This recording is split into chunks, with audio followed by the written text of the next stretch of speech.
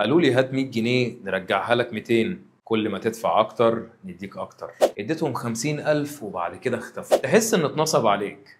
الحقيقة اخطر من كده، لما حد ياخد منك فلوس بحجة ان هو هيشغل لك الفلوس دي او يستثمرها لك، وانت تكتشف ان هو مش شركة مرخص ليها بتلقي الاموال. هنا مش بنتكلم عن قضية نصب عادية، انت هنا قدام جناية توظيف اموال. ليه؟ لان عقوبة جنحة النصب من 24 ساعة ل3 سنين، ومفيش إلزام برد الفلوس ولا غرامة. لكن جناية توظيف الأموال العقوبة أقوى وأوضح، لأن العقوبة بتوصل ل10 سنين سجن، وغرامة بتبدأ من 100,000 وبتوصل لمثلي المبلغ اللي اتاخد منك. يعني لو اتاخد منك 50,000، الغرامة ممكن تبقى 100,000 فوق المبلغ اللي اتاخد منك. وده مش كلامي، ده وفقا للمادة 21 من القانون 146 لسنة 1988 الخاص بالشركات العاملة في توظيف الأموال. باختصار، اوعى ترفع قضية نصب، لأنك كده بتديهم مخرج سهل، لأن القانون بيديك حقك أوضح وأقوى في قضايا توظيف الأموال.